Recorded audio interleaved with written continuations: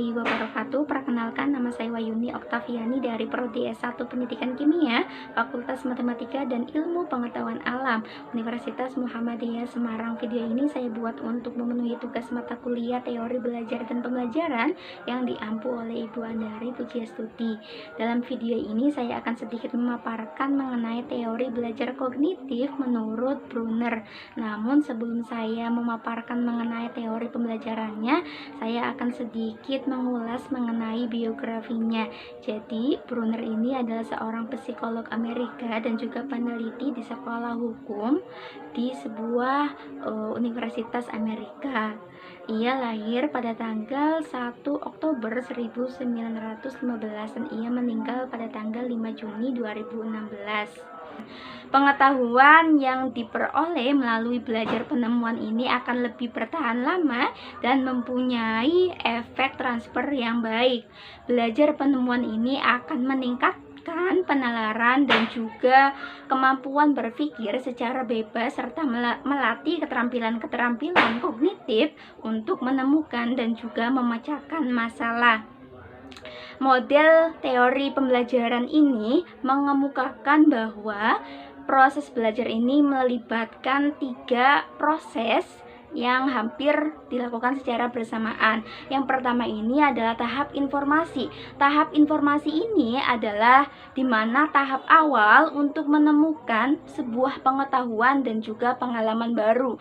Yang kedua ini adalah tahap transformasi. Tahap transformasi ini adalah tahap di mana seseorang itu memahami, mencerna dan juga menganalisis pengalaman baru dan juga pengetahuan baru, kemudian ditransformasikan ke dalam bentuk yang baru agar dapat bermanfaat untuk kedepannya.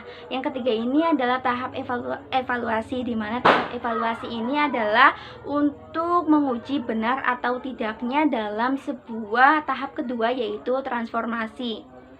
Dalam proses pembelajaran, Brunner menekankan adanya sebuah pengaruh kebudayaan terhadap tingkah laku seseorang. Proses pembelajaran akan berjalan baik jika seseorang guru itu memberikan sebuah kesempatan kepada para siswanya untuk menemukan suatu hal baru, suatu konsep agar ditemukan sendiri oleh para siswanya dalam kehidupan sehari-harinya. Dan juga teori menurut Brunner ini biasa kita sebut dengan free discovery learning, yang biasa dikenal dengan 3 cara penyajian. Yang pertama itu adalah tahap enaktif. Tahap enaktif ini adalah suatu tahap di mana seseorang mampu memahami dunia anak melalui tahapan motorik, melalui sentuhan maupun pegangan. Kemudian yang kedua ini adalah tahap ikonik. Tahap ikonik ini adalah tahap di mana seseorang memahami objek-objek maupun dunianya melalui gambar-gambar maupun visualisasi verbal. Kemudian yang ketiga ini adalah tahap simbolik. Tahap simbolik ini di mana seseorang memahami dunianya melalui simbol-simbol, bahasa dan juga logika. Berikut ini akan disajikan mengenai aplikasi penerapan teori pembelajaran menurut Brunner pada mata pelajaran kimia.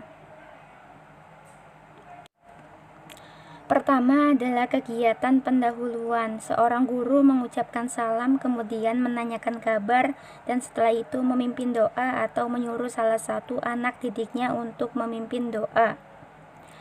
Yang kedua adalah kegiatan apersepsi.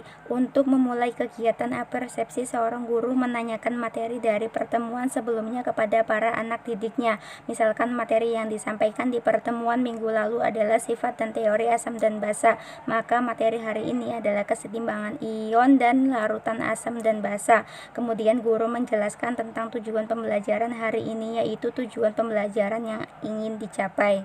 Yang ketiga adalah kegiatan menanya.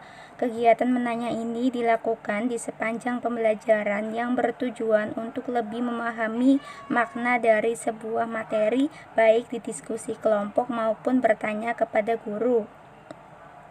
Kemudian yang keempat adalah kegiatan mencari referensi. Dalam kegiatan pembelajaran selanjutnya, seorang anak didik bisa mencari referensi di perpustakaan maupun sumber dari internet. Yang kelima adalah kegiatan proses menemukan discovery. Anak didik menemukan sendiri masalah yang akan dibahas dengan berdiskusi kelompok yang menuntut anak didik berperan aktif. Kemudian yang keenam adalah kegiatan mengasosiasi. Anak didik berdiskusi dan bertukar pikiran atas masalah yang dicari bersama teman kelompoknya. Yang ketujuh adalah kegiatan mengkomunikasikan.